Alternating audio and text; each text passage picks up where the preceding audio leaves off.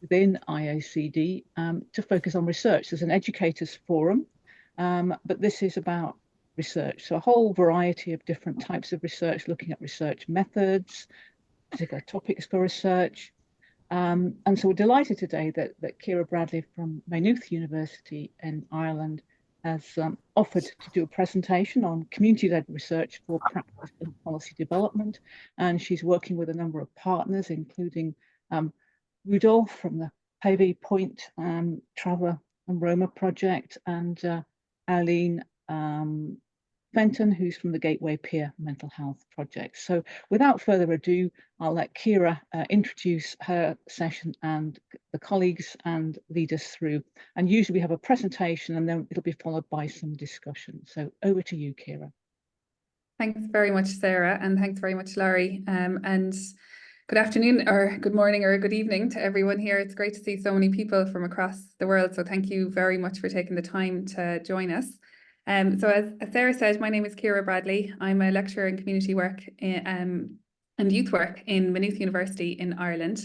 And I'm joined today by colleagues from two projects, so two community workers from two community-based non-governmental organisations. Maybe my colleagues could wave so you can see who's here. We're going to share the presentation. So there's Rudolf waving is in the top corner of my screen. And Rudolf is a community worker working with, he's a member of the Roma community in Ireland, and he works with Pavee Point Traveller and Roma Centre, which is a community development and human rights led organisation working for human rights and equality for travellers and Roma in Ireland. Travellers are an ethnic minority, Indigenous ethnic minority in Ireland, and the Roma community are well known across Europe, but both experience racism, marginalisation, discrimination, and Pavee Point works against this anti-discriminatory practice for social change. And we're also joined by Ealain Fenton and Sarah Drummy and John Baker. So you can see the screen with three people there, they're waving. And they're in a community-based peer-led organisation for mental health, but also in Ireland, in Dublin. And today, between all of us, we're going to share the story of two community-based, community development-led research projects with participatory action research that we have worked on over the last 2 years to try and influence policy change and practice change. And I suppose our main message from the different parts of the presentation today are really to emphasize that research is a community development practice skill and can contribute to practice outcomes in community work, as well as trying to make change at a structural and policy level. So we're going to share the story of that with you today. I'm going to start just saying a couple of words about both of the projects, and then hand over to Rudolf, who's going to share the story of the research on Roma employment, and then hand over to Ealain, who will share the story of the Gateway research project, which explored the ethos and values of Gateway as it responded to COVID-19. So a kind of really current and interesting study of community work practice during that period. And then I'm going to share just a few kind of thoughts about the process overall, and hopefully provide some evidence for my argument that community work is or that research is a community work practice skill and really of great importance to us as community work practitioners and educators. And then we invite all of you here to join us for the conversation, and hopefully we'll have plenty of time for questions. So we plan to talk for about 45 minutes, and so there should be plenty of time for discussion thereafter as well. I think one of the reasons why I think this is so important is that community workers are often a vital part of any research process, but often get written out of the story. And particularly in participatory action research, often there's a big emphasis on the researcher and what they bring to the process, and often a very important focus on the community members who are part of the process, and whose voices are so often silenced and not seen in traditional forms of research. But what sometimes happens is that the community worker as facilitator of the process, sometimes negotiator between the researcher and the other members of the research team, the peer researchers or the participants within the research, but that the vital role of the community worker can be sometimes missed. So today, after the short introduction to the project, we'll hear from Ealain and from Rudolf about their experience of being the community worker in that process and what this brings to the community work practice, but also to the research piece. So that's what we're all about. I'm going to start sharing my screen. I think I've probably talked over most of the first couple of slides. And then I'm going to hand over to Rudolf first. So I suppose that the starting point with both of these projects and what they have in common is that they're both coming from a place of interest in community work, a commitment for social change and for equality. And our starting point is very much a structural analysis of the inequality that we face in the world, that there's power differentials between different groups, and some groups are because of the way we organize ourselves in society, are silenced, experience inequality, experience human rights abuses, and suffer marginalization within society. We take a collective analysis approach to both projects and the way we've worked together on them, a solidarity and an aim towards social change. And both projects are founded on the principles of meaningful participation, creating the conditions for empowerment, and a relational practice. And like I said, our argument overall is that research used within the frame of community work, so following the principles of community work in whatever setting, so participation, empowerment, human rights, social justice, and that this can contribute not only to a more nuanced understanding of the social issues in practice contexts, but also that they can contribute to development of practice on the ground. So our ontological position recognises those power inequalities, and our epistemological position is that, like, how can we know what we can know? We can know better through collaborative research, but not just the working alongside and with communities, but actually from the very big, during the research process, actually from the very beginning, before we even think about what we should be researching, we need to start building our partnerships, and that a meaningful partnership in research starts by setting the agenda for research and for the research topic. And in this way, we follow the values and principles of community work. So I'm going to hand over now to my colleague, Rudolf Simonic from Pavee Point Traveller and Roma Centre. And Rudolf, if you give me a shout, I'll forward on the slides. And thank you.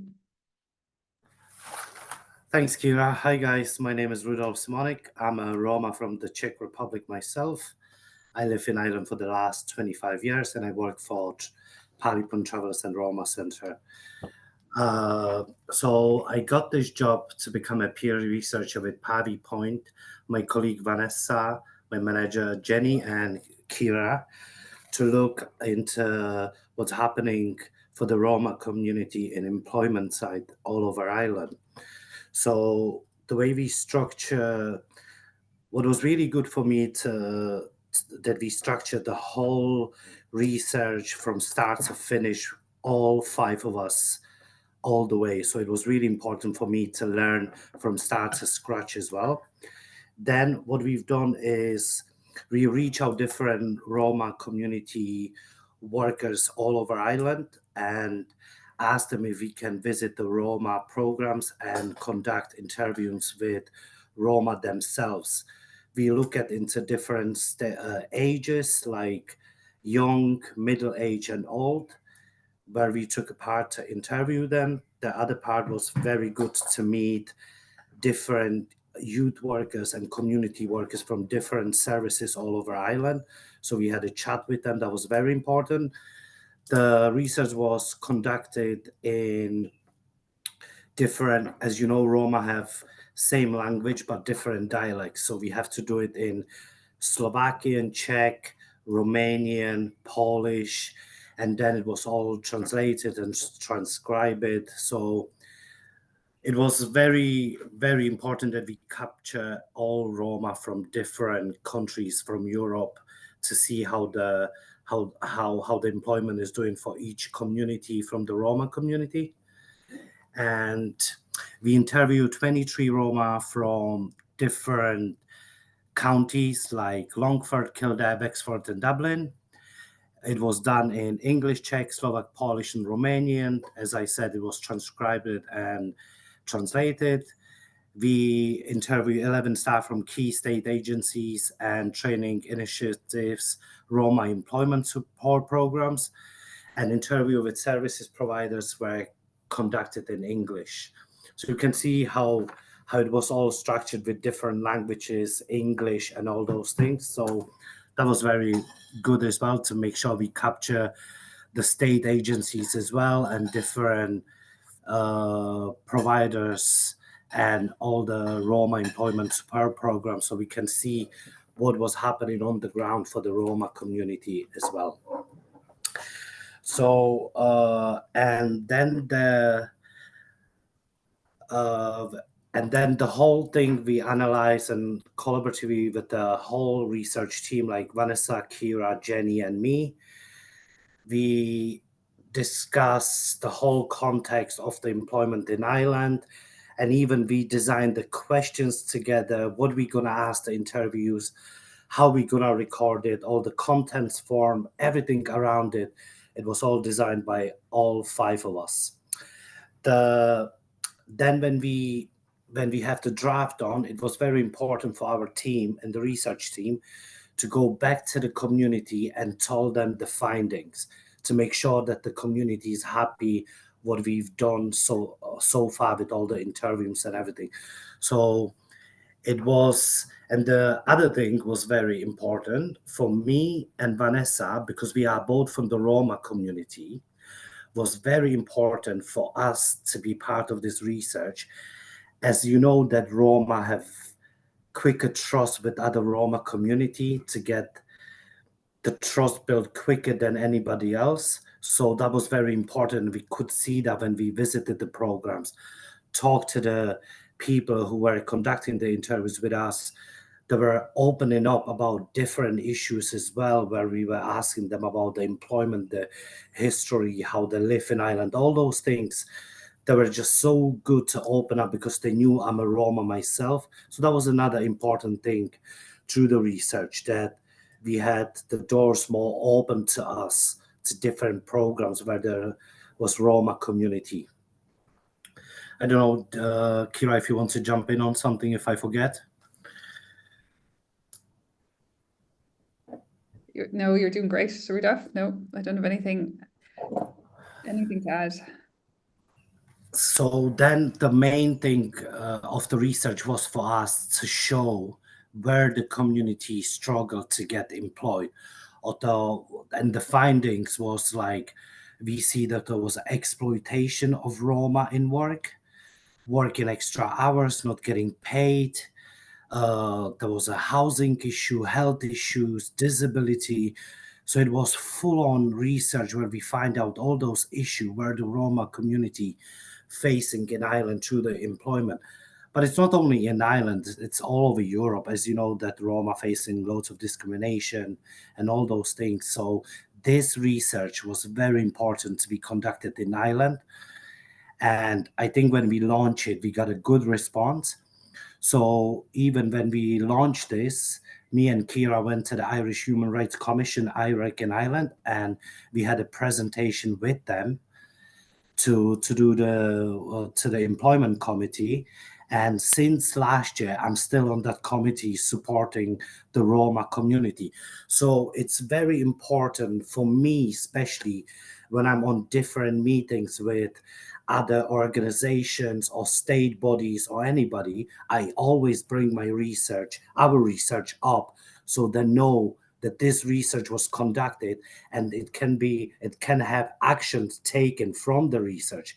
And that's very important for me, not to leave it on the shelf, but to talk about it all the time, because those findings in the research are just sad. Some of them are good. Some young people had a great employment opportunity.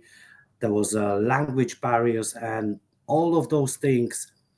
We should all talk about it, especially from our research, and I always do, because it is important for me to take that research further and further and further, so there be actions for Roma and travellers in Ireland.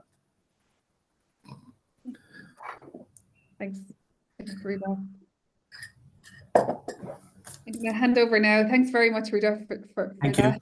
I'm sure there'll be loads of questions afterwards. I'll invite Ealain and Ciara and John now to share the story of the peer-led community work piece of research on Gateway and the response to COVID-19 and so on. Hello, everybody. We are Gateway. Yeah. I don't know if you can see me very well. We've got a very bad tech situation in Gateway, but I hope you can hear me anyway. My name is Ealain. I'm the community worker in Gateway Mental Health Project, and this is Ciara and John. John Baker. Ciara Drummy. Ciara Drummy. Voice there. So they were peer researchers on our research project. Gateway is it's a mental health project. It's a community mental health project. It's member-led and peer-led, and it provides social supports for people experiencing mental health challenges in the community. All the staff and members, everyone has experience of mental health challenges. So yeah, we had some funding in Gateway that was earmarked for something else. This was after the pandemic, and then somebody came up with the idea to use that and some additional funding to do this research project. So Gateway, supposedly, it turns out that with the findings of the research project were quite innovative when the pandemic happened. So a lot of other services closed down, but we basically ended up conducting our groups in a park up the road. So we brought camp chairs up the road into the park, and we did ukulele groups and bought people coffees, and we had chat groups, and basically we broke our backs every day to strap these chairs onto a trolley, and basically, yeah. So we brought Gateway, we brought Gateway to a park, a local park. Yeah, so it culminated then. The end of our outside Gateway days was World Mental Health Day in 2020, where it actually ended up getting too cold for us to do the groups outside. So yeah, World Mental Health Day is the 10th of October, is it, or the 8th? Am I getting that wrong? So yeah, we sang a song by the Beatles out in the park, and then we were able to move our operations back inside with like 6 people socially distanced and all this. So yeah, so basically then the research project started around that time. This was our research team. It was a large group of us. There was, I think, six to seven members of Gateway. And then other various researchers and community workers and people who had, just experience in research and surveys and stuff came on board.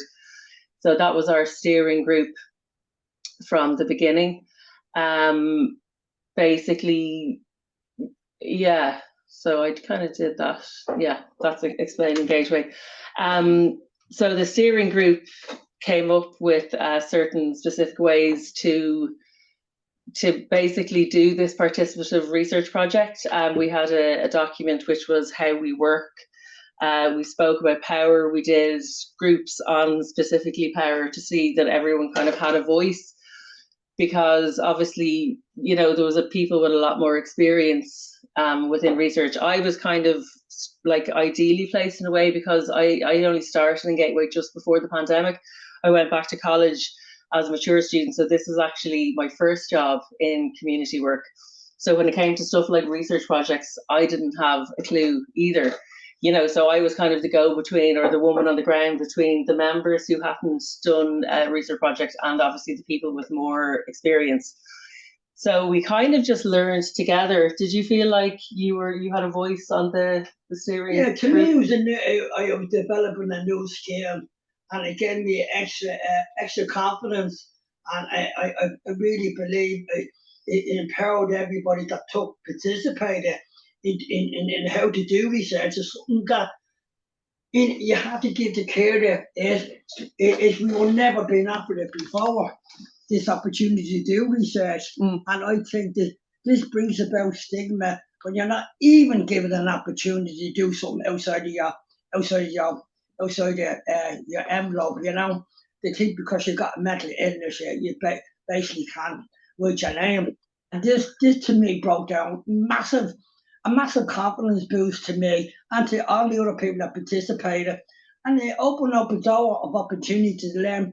And it opened up a door to say that we have the potential to be whatever we want to put our mind to. Brilliant. And I this is all thanks to Ciara from Maynooth University. She empowered us to reach out and be what we want. Brilliant. That's deadly, John. That's a great experience. No way, it was amazing. I'm skipping along here. Ciara, have I missed anything? No, I think all goes. Oh, all right. Talk about the infographic, maybe, or okay, yeah. So so one of the problems was that we were finding it difficult to remember actually what happened in the pandemic because it spanned over 2 years. Nearly 3 years, the lockdown. Absolutely. So we made an infographic. We got groups together, actually Gateway members outside under our awnings, and we put up pictures to try and jog people's memories, and we got people in to write down all of the memories that they had over the 2 years, and we ended up dividing it up into this infographic so that when people were interviewed and they were doing their surveys, they actually remembered, because like it's a lot of information. There were loads of different kind of groups and loads of different restrictions in that. Sometimes we could have a certain amount of people inside, sometimes they weren't allowed inside, sometimes they were allowed inside but they couldn't have a cup of tea because they had to keep their mask on, and there was all these different groups and time periods. So this was the infographic we came up with: the first summer, winter, summer, and winter. So yeah, so when we were conducting the surveys and interviews, we'd get people to have a look at the infographic to actually jog their memory. So yeah, the methodology, we decided on survey, interviews, and focus groups, a lot of us together, and we came up with the survey questions and the questions for the focus groups and the interviews together with the members or the peer researchers. Just so that they were questions that kind of made sense to the members on the ground, and you guys knew the good questions to ask. To meet open parks, even with the restrictions in place, they gave people, didn't get them in a sense they weren't being abandoned. I think I was in the other clubs and they all shut down, and not just me, other members, the other places they went were shut down.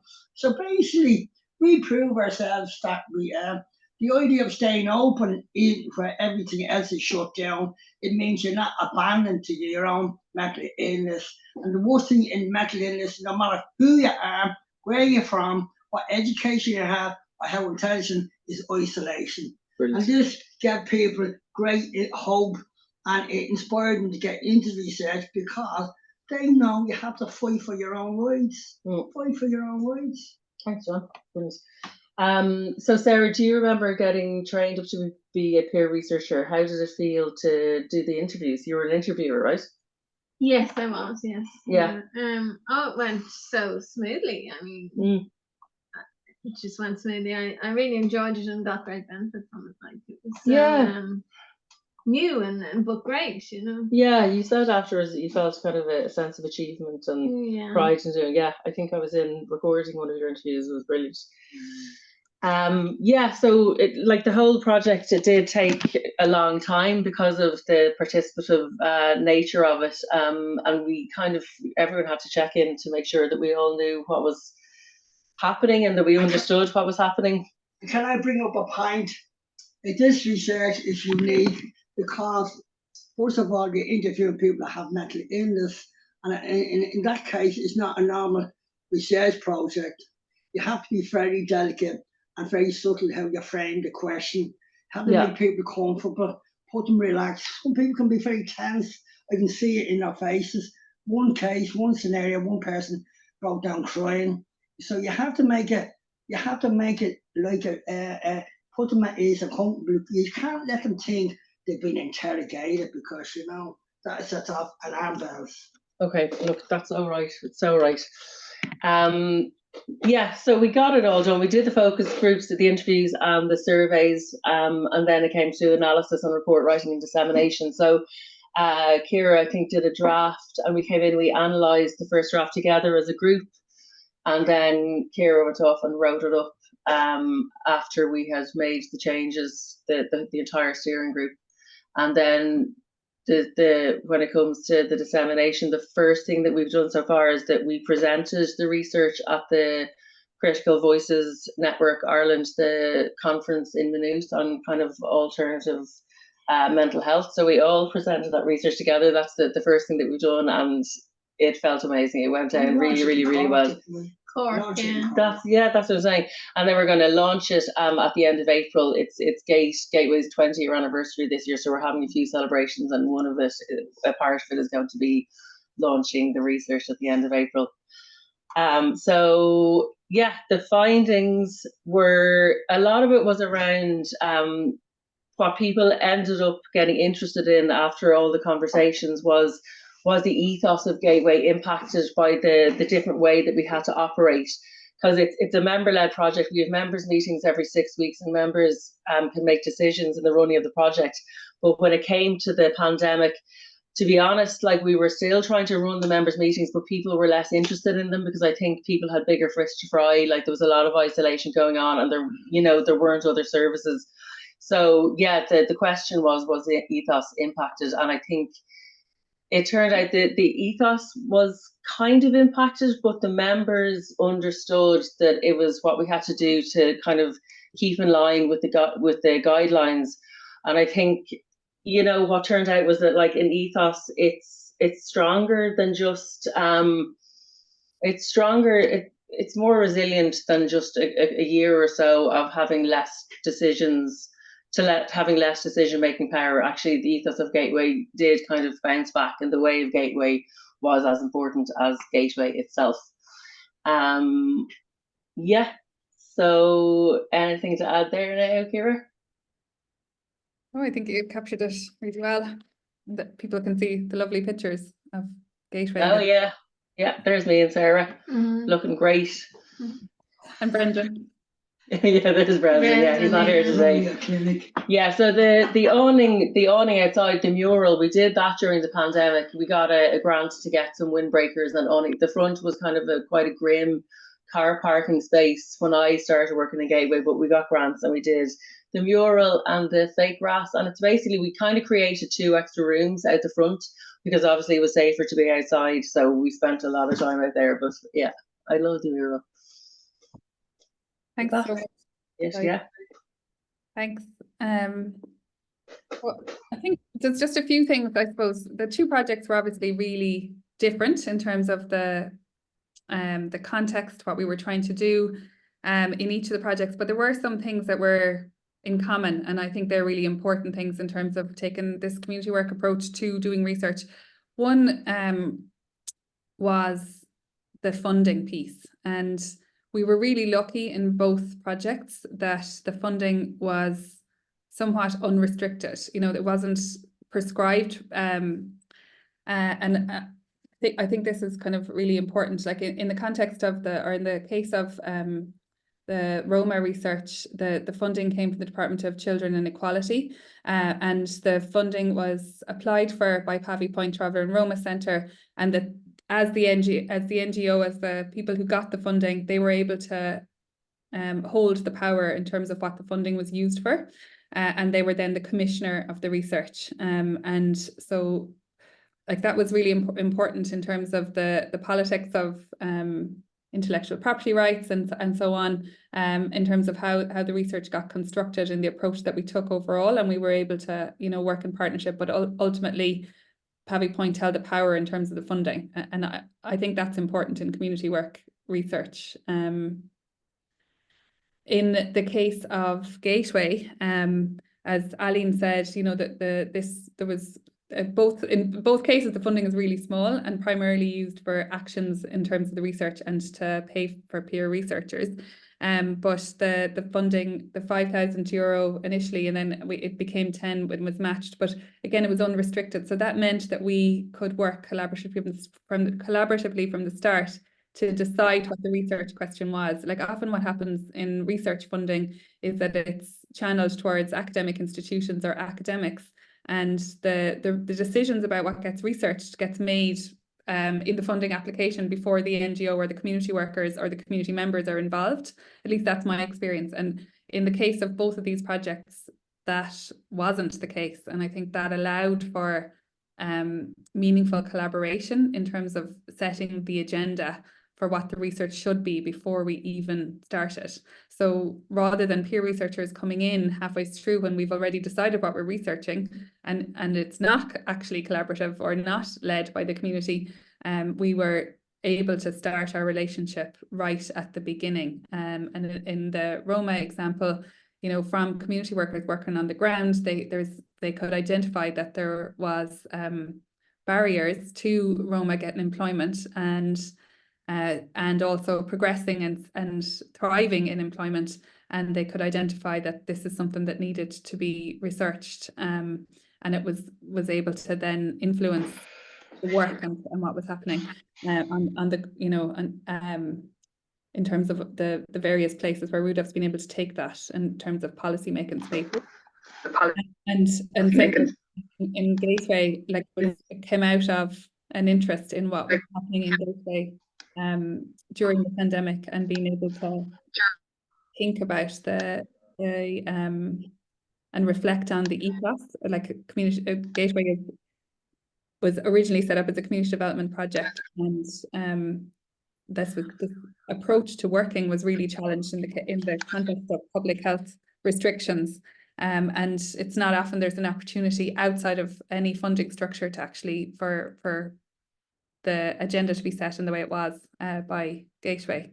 Would you agree, Ealain, with that like we were able to make all of our own decisions the whole way through, and that was really important in terms of participation within the project as well? Yeah, I mean, absolutely. Like I think like one thing about like participative research is it does take a lot longer, you know, because every step is kind of analysed, and we're trying to figure out that there's, you know, people are feeling included and all this kind of stuff. But, you know, as I said, like, I mean, even listening to you there about the funding and having control over the funding, that's just something that I'm kind of only getting my head around now. But I realise now that we did have all the time in the world, because it took all the time in the world, if you know what I mean, to do it, and we had the control over the funding. So, you know, we were just able to take the time, and it made the experience just so like meaningful, because nobody was being rushed and people were like paid, and you know, so yeah. Actually, that bit as well where you say people were paid, like that was something in both cases too, that we made decisions that the community organisations were the employers of the peer researchers, because within the university funding structure and system, the payment for researchers in Ireland, maybe across the world, I don't know, but in Ireland is really problematic. And peer researchers, not peer researchers, any researchers, when they're at the beginning of a research career, are paid very badly and don't have the best employment rights. And we were able to take, because of the partnership and because of the way the funding was held by the NGOs, we were able to pay the peer researchers as community workers, and that was a better position to be in. So that was really important for us as well. The other thing that from my side that's I thought was interesting was the training piece. Like we were able to spend as much time as we needed, I think, but maybe you guys, Rudolf and Ciara, could share your perspective as people who were new to research. We designed the training collaboratively, like we designed it in dialogue with each other to meet the needs of the project and of yourselves. how did you, Rudolf, how did you find the training piece and the time we spent doing that? Yeah, it was brilliant because, as I said, I was new to all of this. But when we had our first meeting, I felt really confident straight away because I really liked the team we had. And when we were designing everything together, talking about how we're gonna go about the research and all of those things, just boost my confidence. And then when we went on the ground, I just want to do more and more and more. And the support we had between all of us, when I went to do an interview, say in Longford, always my manager or somebody else would ring me how I'm feeling, because it was so much to get all the information. They were opening up about different issues and what's happening to the person I was interviewing. So it was also good that we collaborate all the time. Even we were on the Zoom, we were meeting in person, and all of those things just boost my confidence because I knew I have a good team behind me. And if I was stuck on something, I could give a text to one of them and they'd be like straight away on it, saying or helping me, all those things. So yeah, it was a totally different job what I do, but since I did this research, I'm still working as a community development worker, and I would not change this job for anything else. Thanks, Rudolf. And the final thing I was thinking about was we obviously wrote a report, and as colleagues have mentioned, we've presented in different places like conferences and to policy committees of the government and particularly with the Roma piece. So they're tangible research kind of outcomes, and we are seeing like policy changes within that with the Department of Social Protection as well. But there was also community work outcomes, like in the Gateway piece. Ealain, I remember we were talking about how one of the concerns was around the ethos and the impact on the ethos, but actually by having the conversations and doing this participative piece of research, there was a more connection with the ethos and with the values of Gateway because of the participation and the dialogue. Yeah, absolutely. I mean, yeah, like in a way, like the whole membership were involved in this process, like as in filling out the surveys, and the way that we did it was the other peer researchers who were getting them to fill out the surveys. And when we were doing the timeline pieces, yeah, everybody was involved, but shining a light on the ethos and kind of wondering about it did make us kind of realize that the ethos was holding strong, and it actually was kind of even stronger after the research project by the way that we had kind of run it. Yeah. So I suppose just to conclude and open up the floor to questions, like the approach that we took essentially was in some ways similar, some ways different, but guided by the principles of community work. So every time we came to a different stage of the research, we thought, okay, well, what are the principles of community development? And what do they mean here? So what does participation, a commitment to creating the conditions for participation and creating the conditions for empowerment, what does it mean at this point of the research project? So whether we were, doing literature, or setting the question in the first place, what the research question was, whether we were doing the literature reviewing, and actually on that point, because of the diverse languages across the team, like in the Roma one, for example, we were able to access literature. Like Vanessa is Polish speaking and Romani speaking. Rudolf speaks Czech and Slovak and Romani as well, and we were able to, and English of course, so Rudolf was able to bring in, like we did the literature reviewing together in that project, which was really interesting because we read a variety of different materials and we summarized them, we discussed them, and then we wrote it up together. So it brought a richness that isn't always possible you know, often we stick to the English language, which means that we miss out on a lot. So that was really rich in the Roma piece. But so both projects were different in each of the stages, and we made different decisions, but in each case we were committed to the values of community development, and we worked in the context we were in, whatever made most sense in that particular context within those values as well. So no, not one size, you know, fits all. Like I said earlier, the significance of the funding structures and agenda setting, I think that's a bigger issue for research, and something we need to communicate upwards about. It's a bugbear of mine that we get funding calls where they want community partnership, but they'll have the funding call based on X subject or topic, and you know, some decisions have been made in advance of the funding being granted, and I think that is counter to collaborative research and counter to the nature of collaboration. Like we've said and hopefully emphasised here, participation in all stages of research is really important, but meaningful participation is key, and that means, you know, taking the time to, you know, to make sure that the participation is informed and that people are given time to digest and to think and to actively participate, particularly when it's a new area of work. But I suppose to conclude, I think would agree across the two projects that, you know, that taking this kind of approach is a counter, both in the relational kind of micro level engagement that we all worked through, but also, you know, to more structurally to the violence that some groups experience within society, and that as well as the doing of it and the way we're doing of it was really important. The research is also robust and can be used to influence policy as well. So hopefully that is not too big a claim, but I think that it's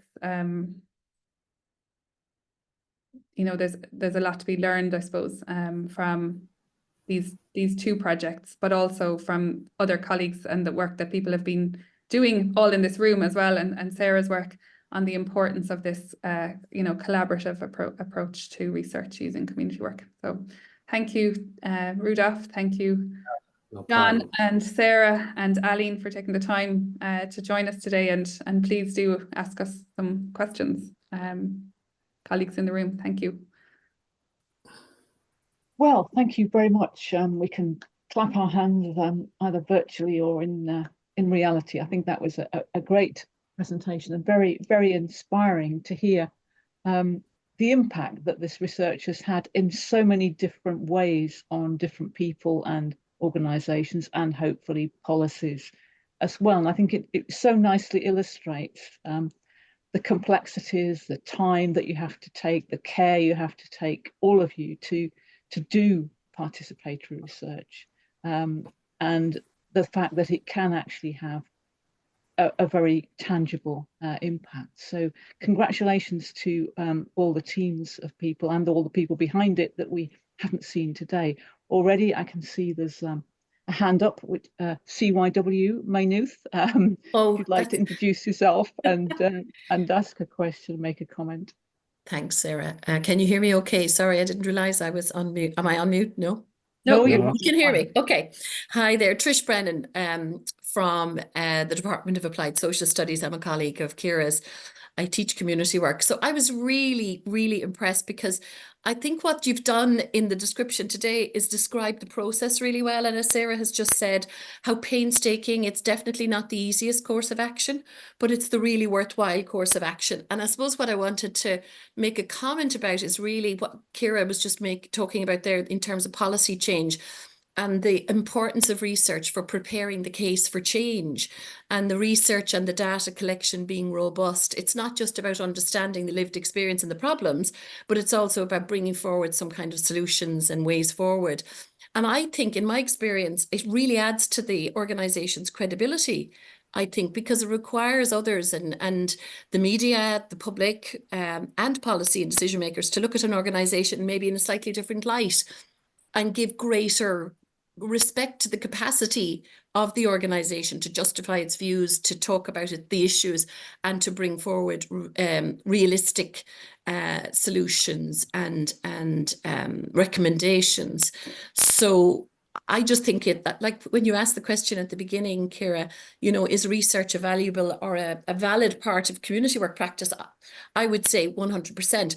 I think sometimes we're not afforded the luxury of the funding to do so, and we can get lost in the issues. But I think taking time out to do the kind of things Gateway and Pavee Point have done, really, really valuable. And the outcomes, the community work outcomes leading to the policy outcomes is so worthwhile.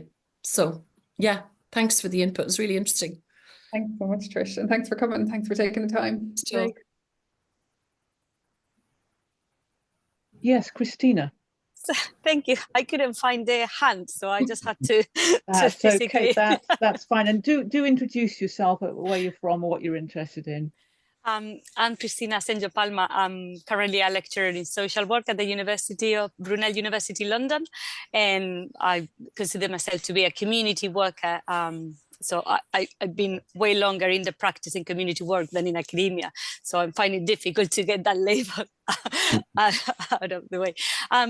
Thank you so much for the presentations. Are really, really interesting, and it's great to learn from the process. I'm also very interested in your findings.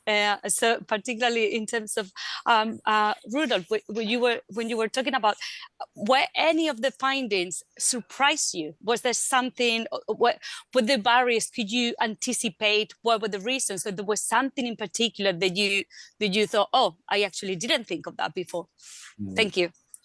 Yeah, it was kind of interesting when we conducted with the, just to give you a little bit insight, we have Romanian, Roma, Czech, Slovakian, Polish. We are all same, but we have different dialects and different culture.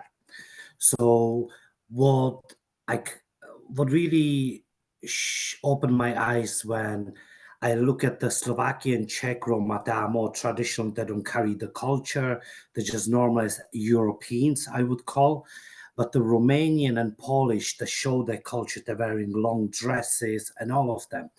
And there was the employment issue very high, where they couldn't get any employment, discrimination, racism, wouldn't be able to even apply for jobs because the way they look, they couldn't get even in shops, they were refused to shops.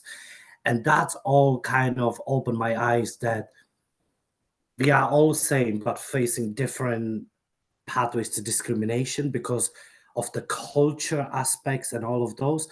Yeah, that was, and what really catch my eyes as well, the young people. The younger people in the community have more open doors, especially the Czech and Slovakian Roma had more open doors to education and employment than the older generation. And the barriers were slight disability, language. That was all the barriers. But yeah, but the other thing, the main surprise was for the Romanian side and the Polish, where they were showing the culture and they couldn't get jobs and they were very exploited as well. Yes. Thank you. Thanks, Christina.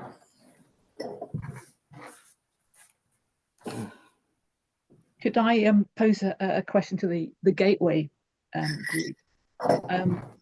Clearly, during the pandemic, you were doing your best to carry on. You did lots of creative and exciting and important issues to support each other.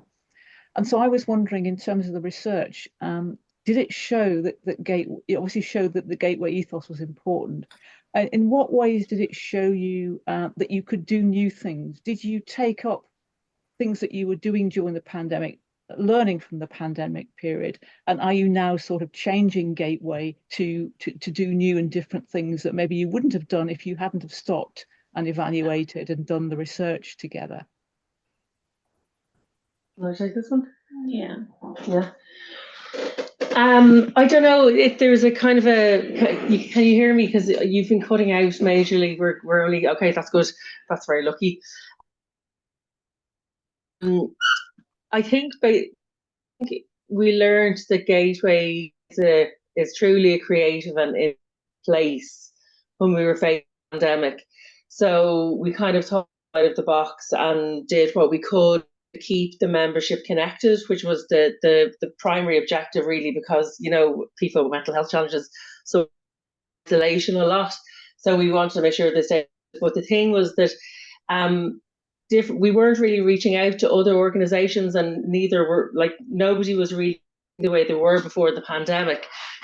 What happened for me anyway, membership, is that we started reconnecting after the pandemic, but I think we were going to do that. So it was kind of like the period of the pandemic, there was less community work and less reaching out to organisations, and we did all this other kind of stuff. Like, it was like the whole kind of world Gateway flipped on its head. So then after the pandemic, we were going back to doing what we were maybe doing before the pandemic, but I wasn't there for that. So I have like two versions of Gateway. One was pandemic, and then it was coming out and going back into doing community work. So I'm kind of, you know, learning the ropes now about like actual community development, whereas before it was just like we were thinking on our feet and trying to do as well as we could, you know, together as a community. Of course you can, John. John's just going to say something here. I thought it was a great, to me, it was a great educational process. And fundamentally, all research is just gathering evidence. And evidence is critical. To bring about change, you have to have facts and figures and evidence. And I think reaching out to the Roma community is just a start, because what I think about change and power, the power structures and the power to be, a lot of powers don't want to give out power because it's a privilege to have power, you know. Therefore, they resist any change. And I think fundamentally, when I think back about power and how to change structures, say for instance, years ago, I'm an old man. I even been called a dinosaur. But the thing is, to bring about change, we have to get communities. They all have to identify what they need. Two, they have to come together in solidarity. You can only bring change when you generate a force behind you, and that force is public opinion. And public opinion is only brought about by dramatically illuminating inequality. You can only get public opinion behind you when you can actually prove there is a policy of discrimination, prejudice, and bigotry. To do that, you need qualified researchers. And when people open their eyes to basically not ignorance, but the policy of discrimination, and people will come together and fight for change. But it's all to do with research and evidence. Research is a critical tool in raising awareness, because 1 in 4 of us, this is a biological fact, we get mental illness in our life, irrespective of your education, your intelligence, or where you grew up, whether it be Foxrock or in the gutter. 1 in 4 of us. And that means there's 5 million here, 1 million people over a lifetime will get mental illness. Even the best people in the world will get mental illness. Now, that's quite a force, 1 million people. So we need to mobilise other communities, not agitate, because agitate produces a counterforce to those. And when I think back of agitation and change, peaceful change, think of solidarity in Poland. They brought no change. I say no more. Perfect. John said that way better than I ever could. So that is our response to that question. Brilliant. Thank you, John. I can see Jim Robertson has put in the chat, but he's only sent it to me, not everybody else. He's put what wisdom. Jim, do you want to make any comments about the Gateway response? Unmute yourself. I had difficulty getting engaged, you know, to hear all the aspects. I apologise for that. So I didn't want to sort of add in anything because I'd missed the main part. But I gather it's been recorded. But I think that the last kind of comments there, you know, relate to, you know, recognition of the power that's held in the systems. But you know, as the last speaker was saying, that unless that's challenged in a way that's engaging and is involving, then in a sense, from my experience, power doesn't know how to handle that really when it's done in such a forceful kind of way. So I think, as I say, I'll watch the recording to see what comes there. But I suppose the part that had a historic interest in it is, that link between participatory research and action research, and it sounds as if the projects were quite close to action research, of actually changing policy as it was actually happening, and there is a danger that, well, that's my criticism of some kind of current academic research, it's income generating, and not necessarily engaging with the kind of political and the social issues. So as I say, I apologize for not getting in earlier, but that was just responding to our colleague speaking there and the wisdom of that. Thank you, Sarah. Thanks, Jim. Any other comments from any other parts of the world? Hong Kong, South Africa. How is participatory action research in your parts of the world, and could this kind of research be going on there? Does anybody have any thoughts? Yeah, I'm the Wetschutter from South Africa. I think it's an amazing project. I think Jim is absolutely correct. There's a close link there, or it comes close to participation and action research. But apart from that, I'm interested, Ciara, in the research design. Did you make provision for monitoring the effect of possible intervention projects? Or was this sort of a state of the art at this point in time? And is there a possibility that you would be able to monitor the effect of any intervention? And second question is, you clearly targeted, and that was nice of this project, you targeted the Roma citizens. Rudolf was very much part and parcel of that. Did you also get information from Irish citizens regarding the Roman, their perspective, the discriminatory origin perspective, or is it just communication? I'm just asking whether they were also part of the research design or not at this point in time. Thank you. Thank you so much for the questions. So the first question, I'm not sure I fully understand what you're asking, but I'll try to respond, and maybe you can come back again if I don't quite get there. So I think what you're asking is in the Gateway project, we were reflecting on the changes that were made during the pandemic in the context of the public restrictions, and we were reflecting back on that.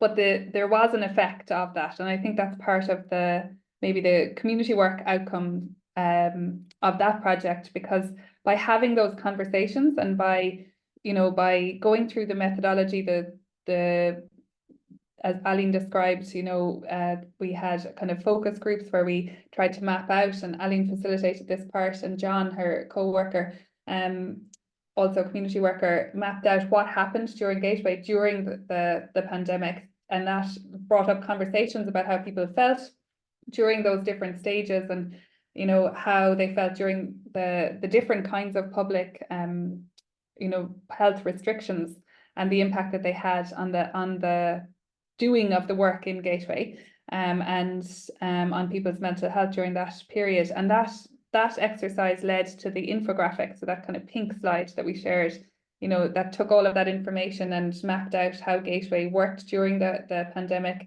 And then that was used to kind of prompt people's memory of the process and the experience of the pandemic for the interviews and for the surveys.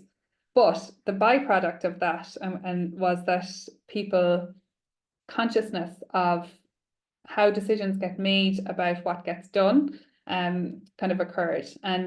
And there was reflective conversations about the fact that Gateway was a community development project that was peer-led. So there was the various mechanisms and structures that facilitated that peer-led part, and the decision-making members' meetings every 6 weeks where decisions were taken. And during that COVID period and the public health restrictions, those meetings didn't have the same weight, because members couldn't decide about certain things. They couldn't decide if members could make a cup of tea or not, because actually those decisions were taken out of Gateway.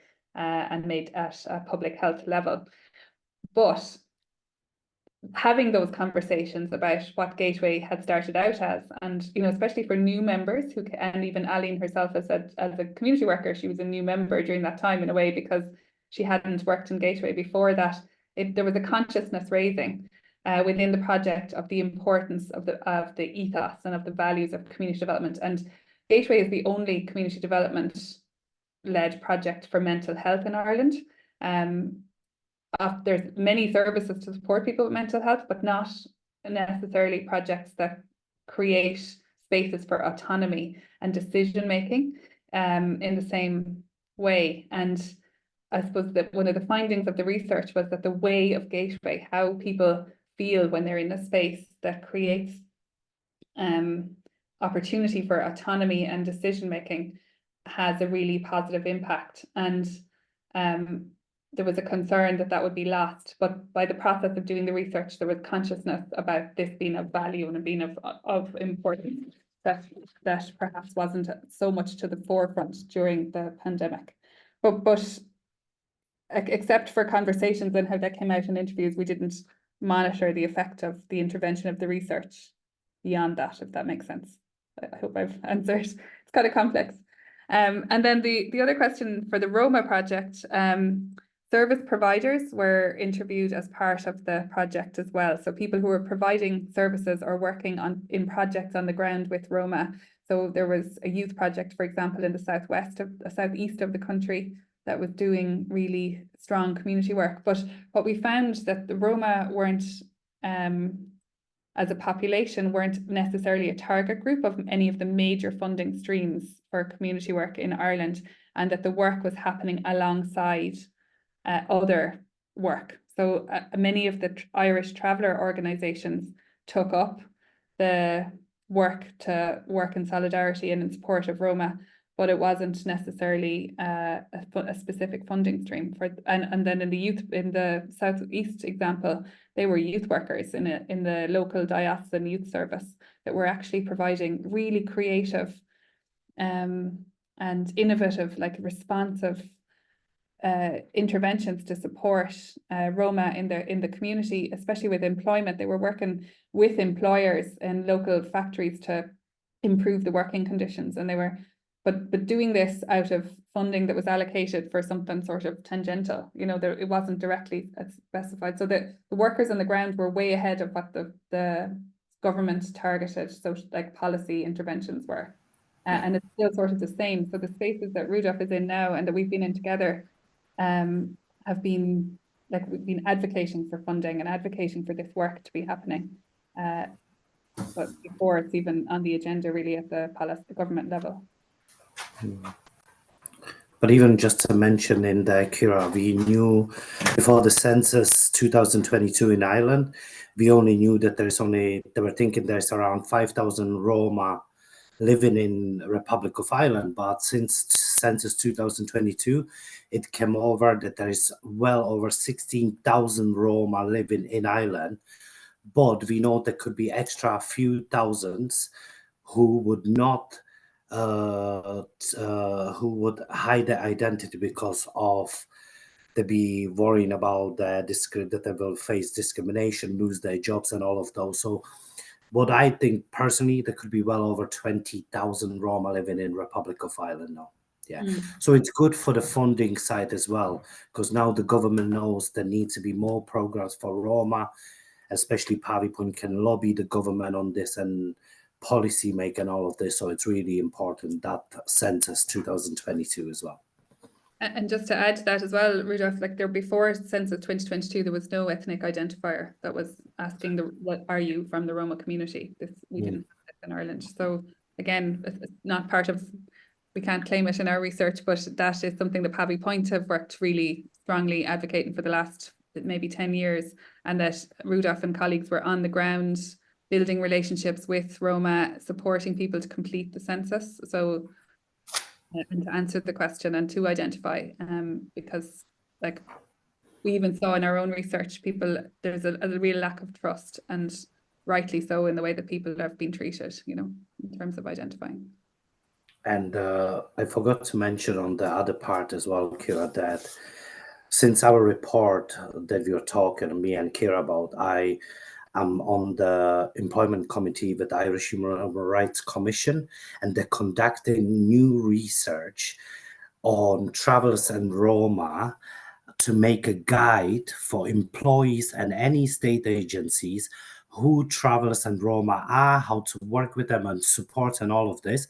And my manager from that research is we are actually together taken so much from our research, because the methodology, all those things we have in our research is really good for our research to mention as well. So just to mention that as well, how our research is continuing to other research for the guide for employers, the state bodies, and anybody who wants to employ travelers and Roma. So that's a very important point as well to mention.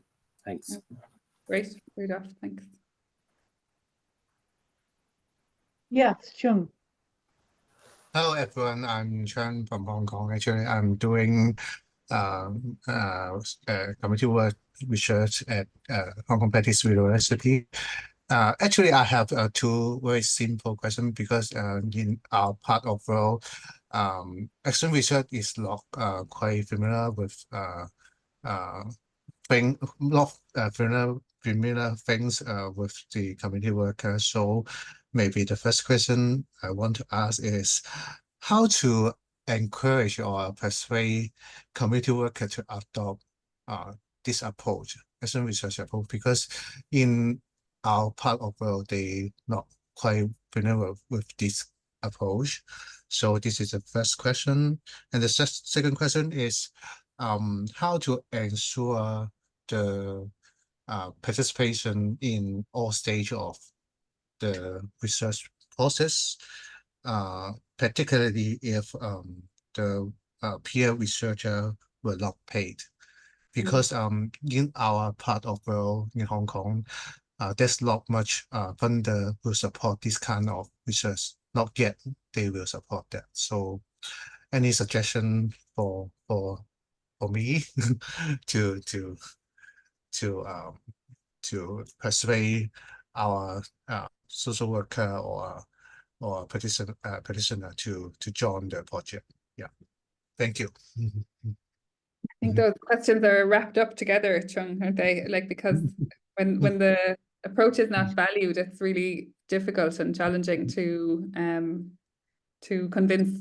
But I think regardless of the funding, I think that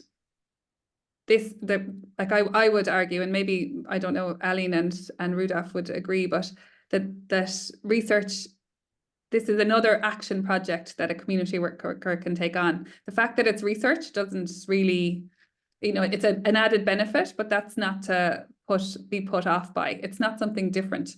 Like, I've worked as a community worker before my role now in teaching community workers. And as a community worker, the other projects that we take on are just a similar process. The fact that it's research doesn't make any difference, so it's the same as they might be doing in terms of organizing for another issue and using the same principles, but just the outcomes are manifold, so that's what I think. I don't know what you think, Rudolf or Ealain. Like, it creates an opportunity for community work, I think, taking on a project like this, for doing community development. And actually, Ealain, we talked about how in COVID, it took us away from doing community work in lots of cases. Like, what Ealain was saying there, that there was a lot more one-to-one work, individual work, work that isn't community work happening. And I could see that in other community development projects around the city. Like, I know one of our colleagues works in a local neighbourhood area, and they ended up doing food parcels, not community work, so not collective organising for social change, but actually responding to individual needs. And I think doing a project like this actually creates the opportunity for doing meaningful community development work that's about social organising for, collective organising for social change. I don't know, what do you think, Ealain? Yeah, I couldn't agree more. I mean, like that's like why my situation is kind of weird because I was only in Gateway for a couple of months, first job out of college, and I understood that this wasn't community work because I just come from university, and it was one-to-one. But sure, look, how can you do group work or like kind of engage with any sort of collective action when people aren't allowed to be in groups? You know what I mean? Like they're just not allowed to be together. So even the stuff we tried to do outside with the socially distanced 2 meters and stuff. I mean, even when we did have a group outside, the distance made it different as well. Because anyway, but that's another thing. But so yeah, the research project. I feel the effects of the research project like to this day. I mean, from the members who were the peer researchers and from myself, there's like a feeling of there's pride and empowerment, and there's an understanding of community and the place that you work, and it's the ripple effect is still happening. And I think the peer researchers, even talking to the other members that weren't actually on the steering group or weren't a peer researcher, like it's inspired me. But again, that's the approach that like we're taking to all of the groups now. Like it's just the approach of empowerment and participation, and it's I'm just happy that I'm feeling and seeing the effects of actually community development now. So yeah, don't know about you, Rudolf. Yeah, you're all right. Yeah, what I got from it, and I think it was very important doing the interviews in different parts of the country, was that the build-up I made with the community workers who works with the Roma and the youth workers. And since we collaborate on this research, till this date, we have different how you say that, we do different projects till now that they always invite us to do some projects with them and do different things with the Roma community. We Pavee Point invite them to, if we need Roma participants, like with the HSE Romana Daya, where we want to help the women, Roma women, to know about the labor if they go to labor or become pregnant, how to work with the hospitals and all of those. Since the research, we have the Roma project, youth workers and community workers, when we collaborate on mostly everything. And that was very positive action as well, where we working closely till the date now that we work together all the time. Yeah, thank you very much. Actually, that's also my tactics, like Ciara said, because I was involved in a some research project. I also encouraged the community worker and saying that just work like as usual. You work with the community members. So just do what you prefer to do, and I just do some observation in the process. Yeah, so that's also my tactics to persuade to yeah. Thank you very much. Okay, thanks for those questions. Right, I'm going to move to Laurie, then Jim, then back to Gateway, and we've just got less than 10 minutes left. So over to you, Laurie. Sure. Yeah, I know we don't have much time left. I just wanted to share a couple of things. I also was involved in a community-based research project during COVID. We were just getting started, and of course, COVID hit. And it was to work with people who had been incarcerated, formerly incarcerated, or at risk of incarceration within the African Nova Scotia community in Nova Scotia, to learn about co-ops and then to develop some kind of co-op guidebook that could be used by the community. And this came out of an experience of some of our program participants participating in some co-op learning programs where they did not feel comfortable and they did not feel welcome because the instructors and the resources being used were primarily white and did not represent them and so on. So we decided, and we got a little bit of money to develop a co-op conversation guidebook that was designed specifically to be appropriate and culturally relevant for BIPOC audiences. So that's Black, Indigenous, people of color is the term that is often used, which many people of African Nova Scotian descent in Nova Scotia have mixed heritage from Indigenous and Black loyalist settlers.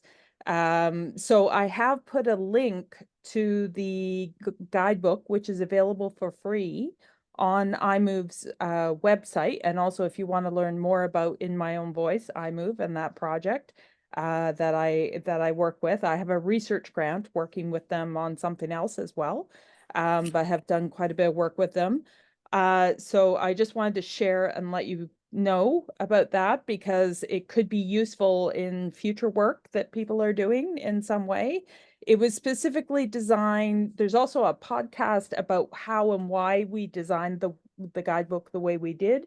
It did include participants in the program. It also, we specifically hired a young man, Alexi Rodriguez, who identifies as BIPOC, who was like co-researcher with me. So I was lead researcher on the project, but he was really the face of the project and the person who we reviewed over 80 different resources to see whether they were BIPOC relevant and appropriate or not. And he was really the person who did a lot of that work in partnership with some of our other program participants. The other thing I wanted to just mention, there's also a community-based action research community of practice that I'm part of in Canada, and I included a link to that as well. I find that very helpful because it's a place to, similar to this, to share work that's being done from a community-based research, action research perspective, talk about some of the challenges, what works, what doesn't, it's like a peer support group for people doing community-based research. So I've just included those links in the chat and just wanted to mention those things in case those might be of interest or helpful to people moving forward. I think this is a really important topic because it's a very complex way of doing research in community and community development in community. But as mentioned by others, I agree. It's a very important way of going forward with this kind of work. Thanks, Laurie. That's very useful. Jim, could you just be very quick and then we'll move to Yeah, Gateway. Jim, be very quick. It's just to pick up, that slightly earlier discussion there between Ciara and Young and Rudolf, and try to argue that a key aspect, from my point of view, of good community development practice embraces critical reflection. Critical reflection is not owned by the researchers, it's not owned by the universities. Critical reflection needs to be absolutely central, to the practitioner. And so, from my experience, 50% of the day-to-day community workers don't feel confident, because they haven't been pushed, to say exactly what you're doing, why you're doing it, and that process. And I think you're kind of emphasizing that a little bit, Ciara, earlier by linking your community development experience and your educational experience. The two things overlap, and you combine these two things. But I think there's perhaps much more work could be done by the learning process to really encourage, what we're calling kind of critical reflection, and I think I acknowledge that that's quite key alongside the engagement skills. Anyway, thanks, Sarah. Okay, thanks. Gateway, over to you. Yeah.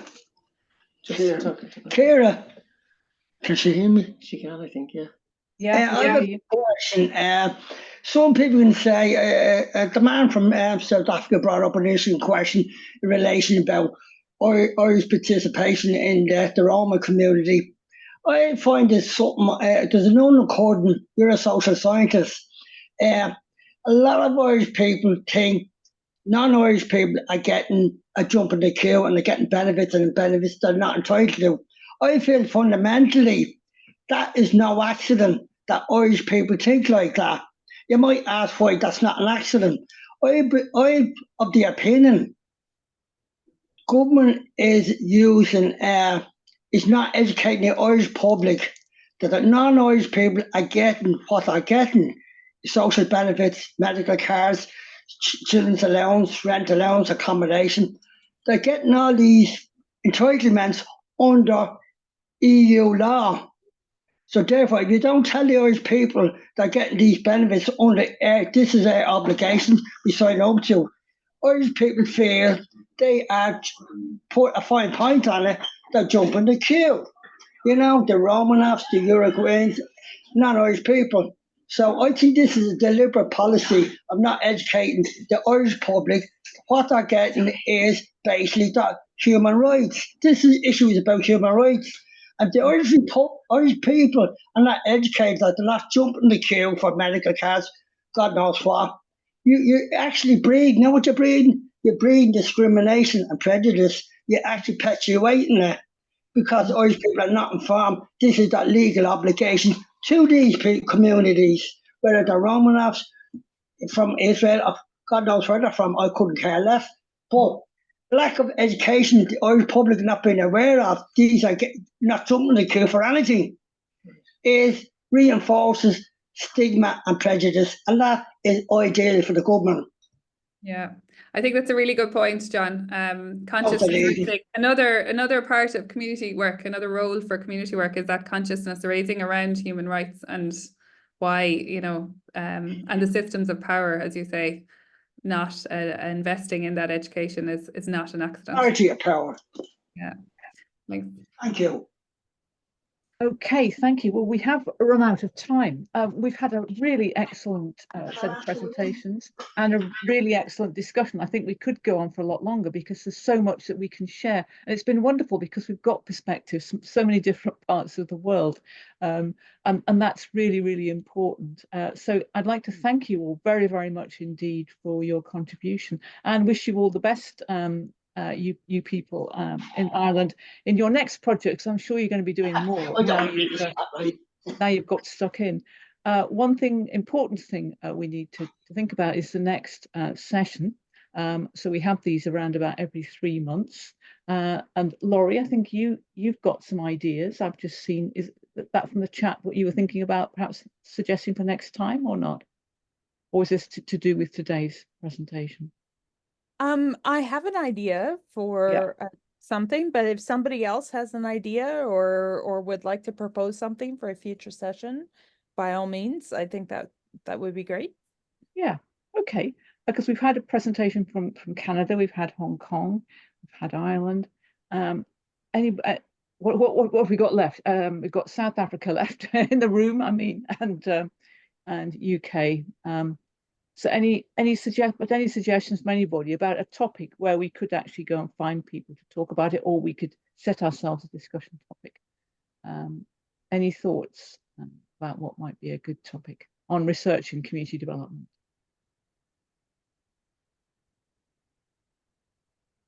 Duet, did you want to say something or not? No, not really. I'm trying to say no serious thoughts. No, okay, that's fair enough. Laurie, would you like to introduce the topic that you're suggesting here? Well, I was going to suggest, and I also did just add a link in there to a program in Canada that supports students and community organizations and businesses even to work together doing applied research. Within a community context, this is often community development type research, and I've accessed this program twice now for different projects and have another year on a 3-year project that I'm finishing up. So I was going to suggest I could see if my community partner in the project where we did the co-op conversation guidebook, but we've also been trying to do some other things, see if they'd be willing to come in and talk about the project. Also, they are actively trying to do some